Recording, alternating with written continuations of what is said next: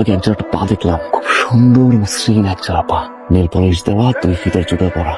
মেয়েটা কে বলতো? Scene create করিস না, পা দেখা আমি কেন গুগল.com বের করতে পারবো না? যা যা, জুতো পেটা করা হয়ে গেছে, যা।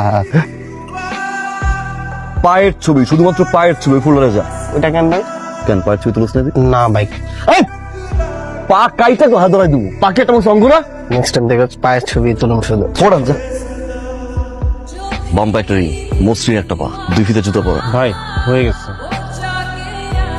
এক্স্যাক্টলি পা। 24টা ঘন্টা সময় দেন ভাই খালি। হ্যালো, পাওয়া গেছে?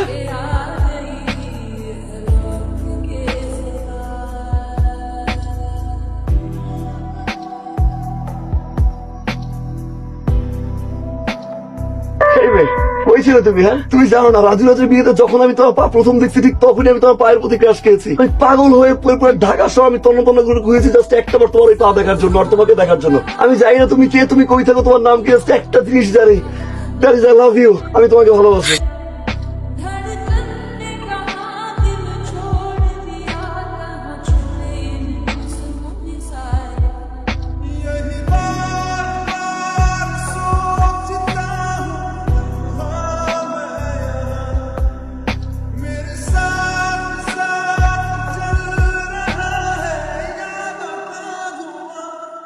जो भेजी थी दुआ वो जाके आसमां। বাবা আমায় পছন্দ হয়েছে। বাবা, তুমি শুধু এই মেয়ের বাড়ির ঠিকানাটা আমাকে বলো, আমি কালকে গিয়ে সব ব্যবস্থা করে দিয়ে আসছি। না না, সময় হোক।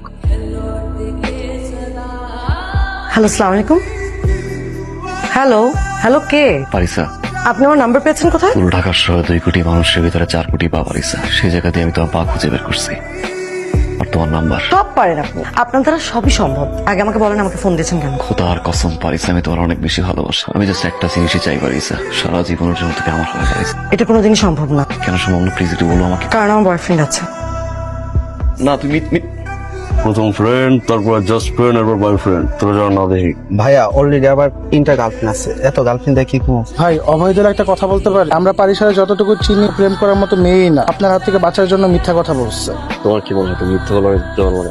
আমি সব জানি পারিসা, তোমার কোনো বয়ফ্রেন্ড নেই। হ্যাঁ, আমার বয়ফ্রেন্ড নাই, তার মানে এটা না যে আপনি আমার বয়ফ্রেন্ড হয়ে যাবেন। আমি মরে গেলে আপনার সাথে কোনোদিনও রিলেশনশিপে যাব না। একটা বার বোঝার চেষ্টা করো কতটুকু আমি তোমার ভালোবাসি পারিসা। কি আমি আপনাকে কিভাবে বোঝাবো? আপনি যেগুলো করে বেড়াচ্ছেন এটাকে ভালোবাসা বলে না, এটাকে ক্ষমতার অপব্যবহার বলে। আর এই ধরনের মানুষকে কেউই পছন্দ করে না। আপনি না আমাকে বলেছেন আপনি আমাকে অনেক ভালোবাসেন, আমার জন্য সবকিছু করতে পারবেন, তাহলে দয়া করে আজকের পর থেকে আমার সামনে আর কোনোদিনও আসবেন না।